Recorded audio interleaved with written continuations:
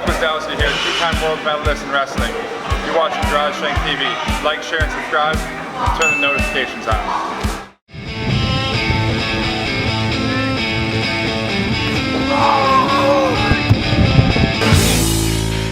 All right, welcome to Dane's platform. Thanks for everybody tuning in here. We're fortunate enough to have our great guest, Nick Gwiazdowski, a two-time NCAA champ and a two-time World Bronze Medalist, and otherwise known as the baddest motherfucker on the planet. Yes, I named myself that. Self-proclaimed. So, Nick, thank you for being here. We just got done working out. You trained 2 days in a row. DJ said you look a little small right now. No, I'm just kidding. Yeah, that's why DJ left when I got started. So what I wanted to do is go into, you had a pretty illustrious high school career. I wanted to go into the tail end of your NCAA career. You're a two-time NCAA champ. You runner-up your senior year, lost to Olympic champ Kyle Snyder in what I think could be, one of the best finals of all time, especially the heavyweight division. And then I wanted to start picking your brain with that transition period from graduating college and then getting into the international style wrestling and then how you transition from the collegiate wrestling into, that first year post-collegiate and then into 2017 where you won your first world bronze medal, and then we'll head into 2018 and then talk about where you're heading in the future. Yeah. So I think the biggest thing that I'm interested in, mainly because I've got a throwing and a weightlifting background, I've got a different take as far as the finances and as far as resources and support that the NGB will provide. And I don't really know what USA Wrestling will do for you, or what they did for you coming out. If they did anything, I don't know. But how do they play a role at all as far as helping in making that transition right out of college and looking at you as the next big American heavyweight? It's probably very similar to throwing and weightlifting. Like, you have to have proven results, and it's not just like, oh, well, we think this is going to be the guy in the future. Like, you actually have to have the results. You have to place you have to be national team. You have to play top 3 at the world team trials to even get paid. And when you get paid, it's nothing. Very little. Yeah, very little. So I think that part of things, in terms of your finances and getting going in that, like, almost everyone I know trains at universities and their regional training centers, which are funded by university donors and more so donors to the wrestling club. Not like if you cut a check to NC State University, it's going to directly help me. No, if you cut a check to the Wolfpack Wrestling Club, then it helps me and my other teammates in the regional training center and our coaching staff to go to tournaments, to pay us bonuses, to pay our salaries, those type of things. Okay. So that's basically that was my question, because what ended up happening with USA Weightlifting is USA Weightlifting decentralized their OTC. So they used to have that OTC center where they would have the Olympic Training Center for athletes to go live, and now they've almost stolen that regional training site idea where it's going to be a privatized system of so I've got athletes here at Garage Strength that get senior level stipends from USA Weightlifting. So that does make sense. I think where my sports are lacking, where wrestling does a really, really good job, is that wrestling has a lot of the private donors and a lot of like the private companies that will invest. That will invest in support. Yeah, we have a lot of I know it's across the board at all universities and all like major wrestling programs. Like, they have not just community sport, but wealthy private individuals that want to see their university sports teams and their university wrestling team do well. They have an interest in it, whether it be their alumni or their friends of the program, and that's their hobby. Yeah. And all of our wrestling clubs are nonprofit, so it's also a tax write-off in that aspect. But I think your direct effect on the programs is much higher. I don't know. It's in weightlifting and throwing. I think it'd be a little bit different, but I'm actually putting my hands on wrestling with other college guys, with 18, 19, 20, 21-year-olds, 22-year-olds, where in weightlifting, you're still having a coach. It's not like they're directly helping. Yeah, they're helping. They're training. You're training with them, which is a huge part of it. But it's also like it's not all hands on. Yeah, it's not completely. There's so much more to learn when your hands are actually on them. Like, some of your throwers can stand there behind a college throw and be like, hey, you need to do this better. You need to do this better. But that's also the coach's job too. Yeah. So it's like sometimes when I'm in practice, like I'm not coaching. I'm listening to what the NC State and the club coaches are saying, which are the same coaches. But if I feel him do something that felt a little wrong or felt different, I can critique him right there, which the coach can't actually see. Yeah. He can see it, but it's harder to recognize rather than feel it. Right. Yeah, you can feel like the hand. I could say like, hey, that movement is not as realistic as what you're probably going to encounter in a wrestling match. Do this, it's a little bit different. I've had more success. Do this. I don't think that's realistic. Do this. Those type of things. Yeah. So what would you say then? After just laying out basically like the. Graduating from college and working then training at the RTC in Raleigh, what would you say was like the biggest thing that you weren't ready for on the international stage that you got, after 6 months, that you sat there and you're like, shit, like this is not what I was ready for, or was there anything? I think I started to figure out what I wasn't ready for when I was still in college in the off season, when I would wrestle at the U.S. Open, wrestle at the World Team Trials, I went to one tournament a summer, one international tournament a summer. And through those, I started to learn what I needed to work on more. But that full-time commitment to those position-specific things, I just wasn't able to do in the college season.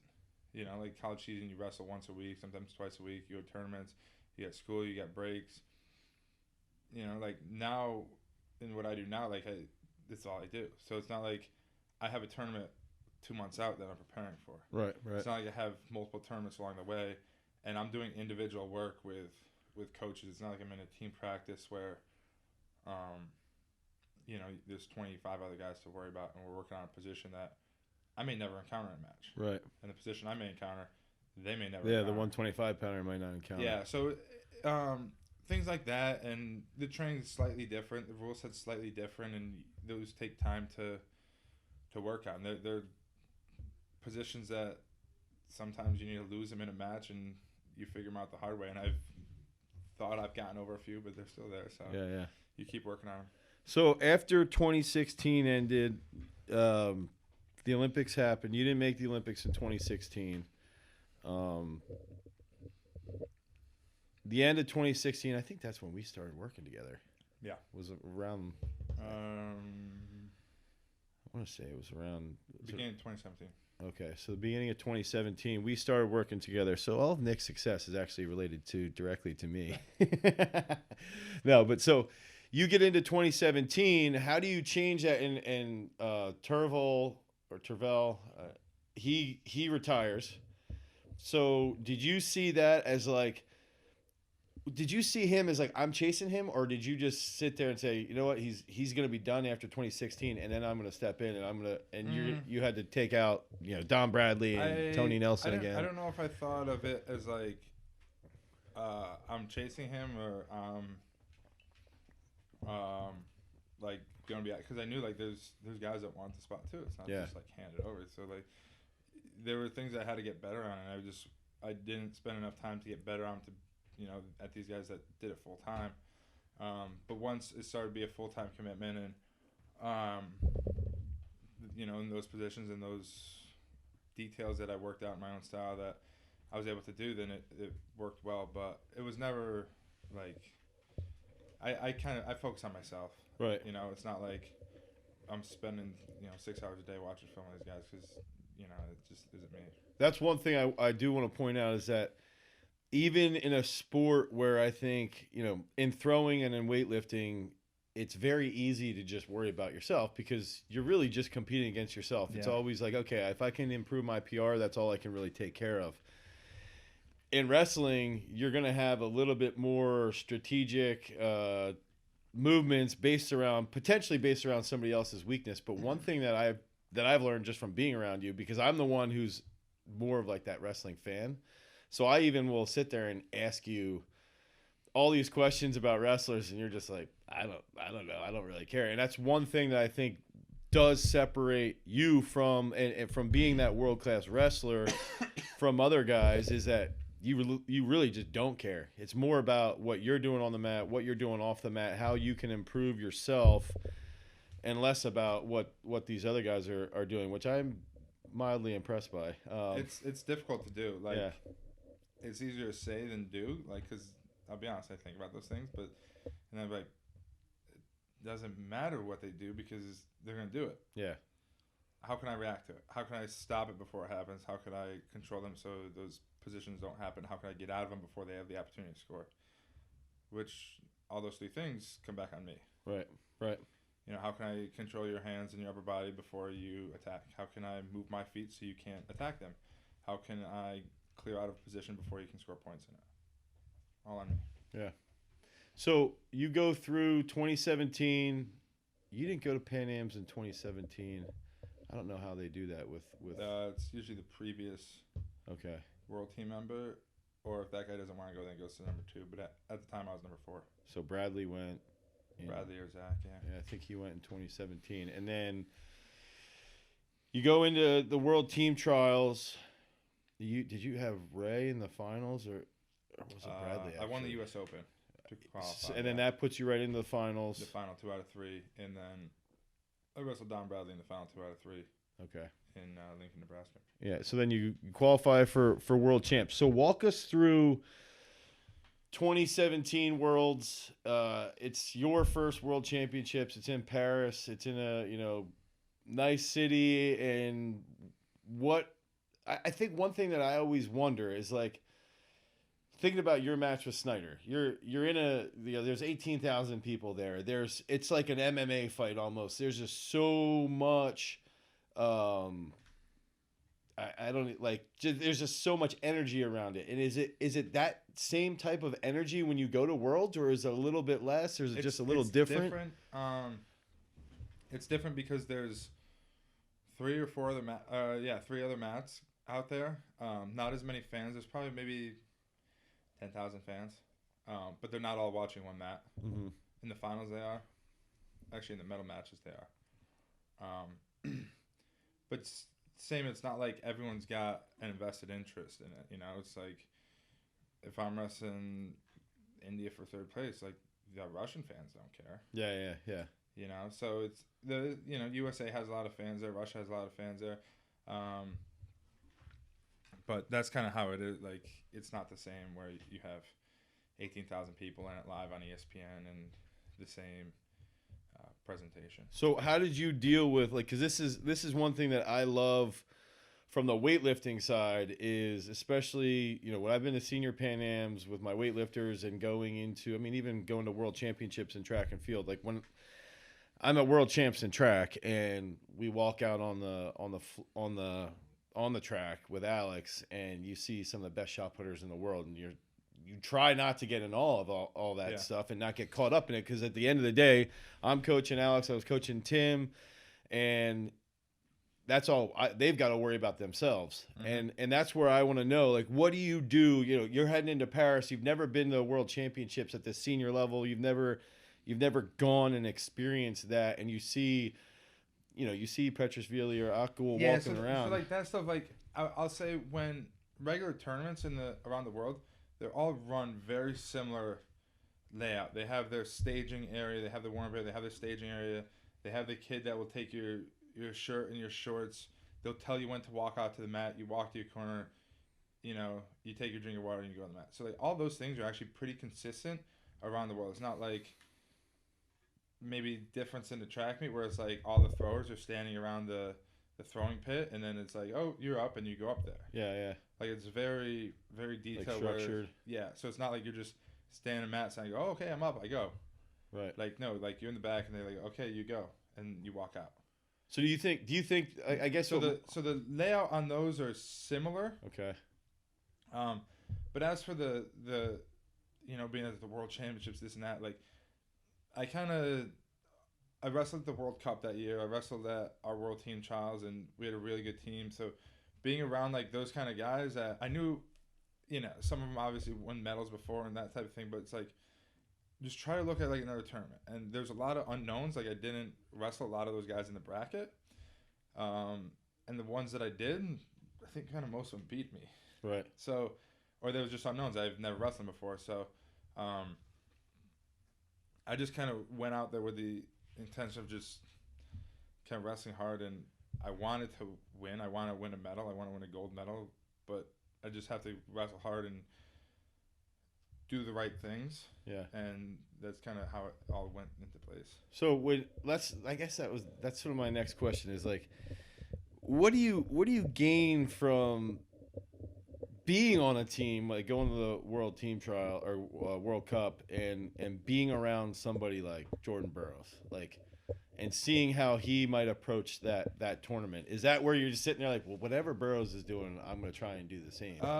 Yes, some of that stuff for sure. So I've been very lucky to be on two teams. It's probably some of the best wrestlers in American history. And when you're around those guys and you see what they're doing, you're like, wow, that's pretty strange, but it's probably for a reason. Yeah. And I learned a ton of those things from those guys too. But you have to step back and say, I'm on this team. Yeah. So I'm on this team because I'm pretty fucking good too. Yeah. Which really, you have to sometimes tell yourself that, because you get caught up with looking at other things. You're like, hold up, I'm here for a reason. And a friend, Chael Sonnen, actually reminded me of that the other day. I was talking to him, and he's like, you fucking greats forget how fucking good you are sometimes. Because you get caught up looking at other things. Like, you're always trying to get better, but it's like, I'm good for a reason. Yeah, I'm close to the top. Yeah. And just being there, you made the American team. America's one of the best countries out there. So It's like, if you made their team, like, you're pretty good. Right. The guys you beat are good. Yeah. And so and there's just so much to learn from those other guys. I'm always pulling small things, and there's some things they do that I know that don't work for me, and I know there's some things for me that I do them because I trust them and it's consistent. And like what we do for lifting is one of them. Like, other guys do different lifts. That's fine. That's what they do. I do my things. Yeah. And we're both good. You break bars. I break bars. That's government property I broke. Some guys do long distance on bikes. Some guys do a lot of box jumps. Some guys do a lot of circuits. I do my lifts, and it's not like they're trying to do my lifts, because they're different for different purposes. And I'm used to that. I'm used to our 45-hour long lifts. I'm used to our reps. I'm used to our exercises. If you put me on a road bike for an hour and go through some of the wattages that David Taylor does, I'd probably be dead. Right. So it's what you train for and what your body's used to, and you have to trust those things rather than get caught up like, oh, he's doing this, I should start doing that. But like, no, because you didn't get here doing that. You got here doing what you do. Right. That's true. That's big. So 2017, I'm going to try to go through my memory, because I followed that tournament very closely. I think you wrestled a Hungarian first, a Ukrainian second. No.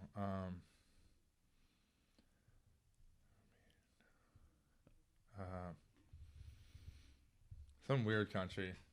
And then it was you beat the guy's name was like Romanov or something. He was kind of sloppy. And then the Hungarian. And then the Iranian. And then I lost to the Turk, and then I beat the Mongolian for third. Yeah. So that's what I wanted to get into is when you, and I do remember you talking about this when you wrestled Akgul, the Turkish Olympic champ, returning Olympic champ.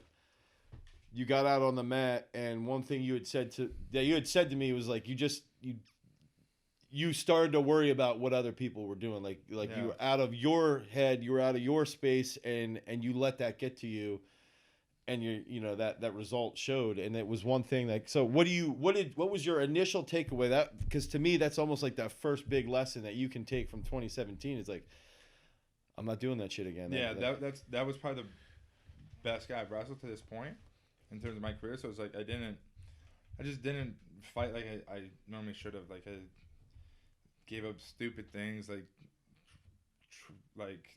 just didn't try normally, and it showed. And it was like it just was uncharacteristic of me for a match like that. Because I walked out the mat and I was like, I didn't do shit. Yeah. Like, I literally got taken down 3 times and turned once, and the match was over. So, oh well, I'm wrestling for third place. I think it was stupid, but I regret that a lot. Like people are like, what is the biggest regret? Is like my effort in that match is just low effort. Right. So that's probably one of the things that really bothers me that I'll probably never do again is lose a match because of effort. And that's one thing I was gonna say is that you gotta take that, like for me, from the outside looking in, it's like that's a lesson that in a year or 2 years, that match might be the reason why you win another match. Like why you might win a world title. Why? Exactly. Because you're in a position. Based. Yeah. It's not like I lost the match because I made mistakes. We actually went back and watched the match. It was like, well, you were in deep on a single leg, and if you circle the other way, you score that. So that's 8-2. Right. If I just fought harder in this position, didn't fall on my butt, like that's 6-2. Yeah. So like right there, 6-2, like that's a match. Yeah. Like you know, and I think there's 1 or 2 other positions that like it was just effort based. Yeah. And you know, I learned my lesson. So you get third in 2017. Going throughout, I guess the off season. That's what else is sort of strange with wrestling is it's like, especially with the big, like the Oregon, and then you have Pan Ams in the spring. You win the 2018 Pan Am title, beat the Cuban guy in the finals, and then as far as I could tell, training's going really well. Preparation for this past 2018 World Championships. I thought you were in really good shape. You get into the I want to talk just a little bit about the final X or however, final 10, whatever. Yeah, final X.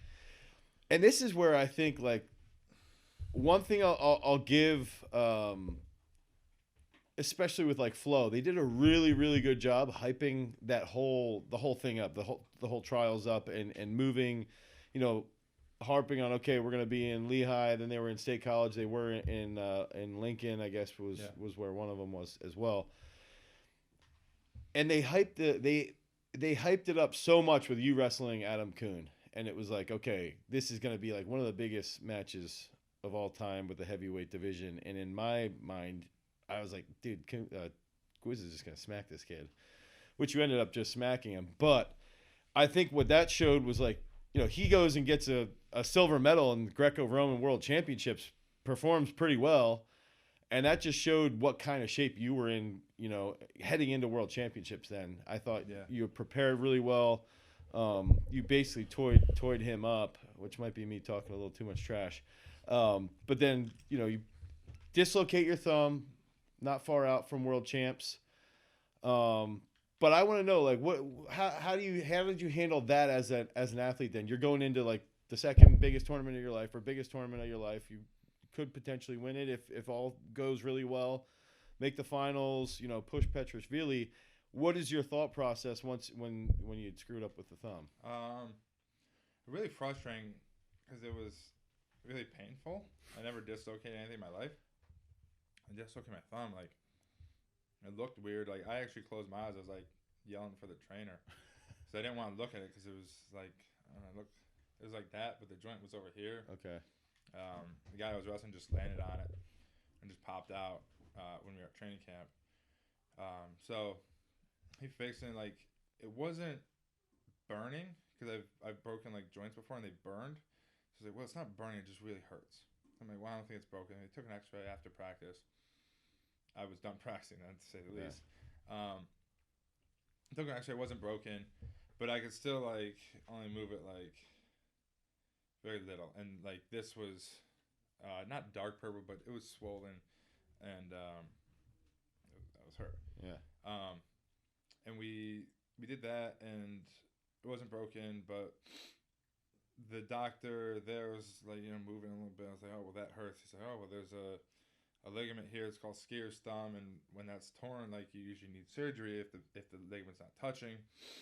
And that's 5 to 6 weeks. And I was like, we got, you know, Worlds in 25 days. Like, right. we don't have time for 5 weeks. So the next day we went to the doctor's office. He looked at it a little bit. Another doctor. We took an MRI of it. The MRI showed that it wasn't completely torn. It was partially torn. It was still connected. So it came down to just like immobilizing it and letting it heal. So I had a couple splints made for it. We did some PRP, which is platelet regeneration therapy. Yeah, I think. So they drew blood from me, put it through a machine, separate the blood platelets out because that's what's gonna rebuild the ligament, and then injected my thumb in 2 different spots with it. So he actually had the ultrasound thing on it, and the nurse had it on it, and he had the syringe, and like you're watching it, and you just watch him like it literally filled up like that. Yeah. With the blood platelets like filling in the crack down my ligament. Okay. Yeah. So it's like you can see the small ligament like this, like there's a tear. I just like okay. Filled up with platelets. I was like, all right, good, doc. They should get to work immediately. Like, yeah, that's literally how I'm thinking. I was like, oh shit, these guys better get to work. Like, right. But that hurt for a little bit because I was halfway through the 2-week camp, so I was almost off for like an entire week. I really didn't. I would try to wrestle, but it was too tender, and I was like, this hurts. It was very frustrating actually.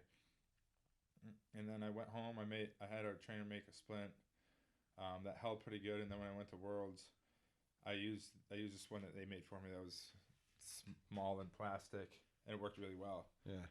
But even now, like my grip's probably like 80% of what it should be. Still not entirely healed. Yeah, no. There's a sensitive part where pressure on it hurts, but so I can grip things, but I'm not like can't hold on for dear life with my left hand. But you get to Hungary for it was Hungary, right?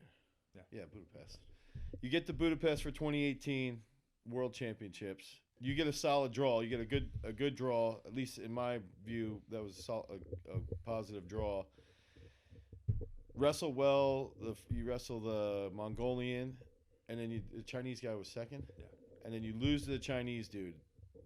That's where you roll up your ankle. Chinese guy wins his next match. You're pulled back in the tournament. You got to beat the Canadian guy who just won the Commonwealth Games last year. You beat him pretty handily, and then you're wrestling the Indian guy for third after all that. Do you think that the thumb injury at all helped you handle the ankle injury that you sustained from the Chinese guy, or do you think it's just like no, like you lose to the Chinese dude, you're in a bad spot, you change your mental approach, he wins, you come back, and you're like I'm all I'm worried about now is even though I got my bum ankle and my thumb, I'm coming back and I'm winning a bronze now because I'm pulled back in the tournament. Yeah, it was but now it wasn't really the thumb. Like the thumb wasn't so much painful. Because the swelling went down and everything like that. Like, that wasn't the issue. Like, my ankle, after I lost that match, which was extremely frustrating because of one small error I made, I felt what happened to my ankle.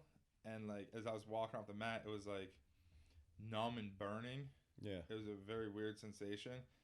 And I was just, like, I said it to Obi, I was like, I hurt my ankle bad. Like, yeah. I'm walking on it, but I know, like, it does not feel right at all. And then, of course, you got to wait to see if the Chinese guy, wins in the semis. But I was like, if this dude loses to the Indian guy, like, I need to hang it up. Like, that. So then we went back and we started to, like, ice it and stuff like that. And, so then he wins and, like, we're at the hotel. And I remember very clearly, like, I could walk in the evening time, but then, like, when I went to bed, after I showered and went to bed, like, I was laying there in bed and I had it wrapped in an ace bandage. I was like, I didn't sleep much at all because I was like, it was like a 9. I'm not kidding when I say, like, the amount of pain in my ankle, it was like a 9. And it was like throbbing. It was like throbbing. Feel your heartbeat in your ankle. I'm laying there, I'm like, I can't walk to go to the bathroom. Like, how the hell am I going to wrestle? I'm not kidding either. Like, it was so painful. I'm laying in bed praying. I'm like, just I'm not like trying to look at the internet or social media. Yeah, that was one thing like I did. I like one thing you had pointed out too is like you lost to a Chinese guy and you're like, I know everybody's just gonna be because it's a guy I've beaten before. It's not like So you turn off at Instagram, you turn off. I turn off all that stuff, and I know who I want to talk to, and they're positive people. It's not like, oh, this guy is screwed up. It's like, dude, you're sitting on your couch, buddy. Like, get out of here. Yeah. And those things happen. So it's like, I need to figure this out because Desi's decent, and that's the first thing. And so in the morning to go to weigh-ins was like an act in itself to just get there and not look like I had a peg leg. Right. And I met with the doctor and we did a couple things and we were able to wrestle that first match. And when you rewatch the match, you're like, oh, you didn't move as much, you still got right. But it was like I didn't move as much because I couldn't. That was just like a balance point. My left leg in the back. So, and luckily he took some attacks and I was able to score on him. But to move as much as I normally do and fake and in and out and, step off my ankle, like those things weren't happening. Yeah. It was probably maybe 70% numb, but still just not the same. And then heading into the match against the Indian guy, did you feel you're more confident going into that match knowing that you just beaten the Canadian guy? Yeah, I thought Desi was better than the Indian guy. Okay. And I teched the Indian guy in July, 10-0 in the first round period in Turkey. So you had more confidence going into that match. I knew I was very confident, but it's just one of those things like, how is he going to be, like, what does he need to do to beat me? Right. And it's like, he's going to need to do a lot. And it's like, say, for instance, the Chinese guy, I knew he was a chest lock, front headlock guy. And that was a position we got into late in the match. If it happens in minute 2, I don't think he wins. If it happens at 35 seconds left in the match, then he wins. Right. So, I just knew against the Indian guy, we just needed to score and keep him off my legs. And we did, and I stayed in good position. I think he took me down once. He like toe stepped and all my weight was on my bad ankle. I was like, oh, okay, I'm good. I don't need to hold this tripod. Like, take your points. That's all right. But when I look back, it was like I didn't wrestle my best, but I will encounter problems that you can't plan for. Right. Like, you can't mimic an ankle that you can't walk on. Or a dislocated thumb.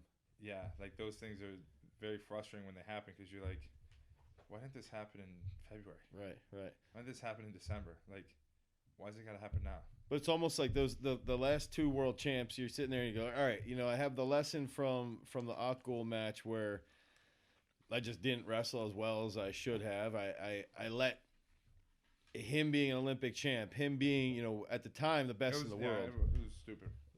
Get a hold of me. Now I get over that. Now the next step is, okay, now I know I can deal with my thumb. Then I screw up my ankle. I come back. I beat a good, solid wrestler, 2 of them, and still handle that adversity. So it's like you've got these multiple lessons taken from 2017 Worlds and 2018 Worlds, and now it's like, okay, now where do you go? Where are you going from 2018? How are you going to progress to 2019?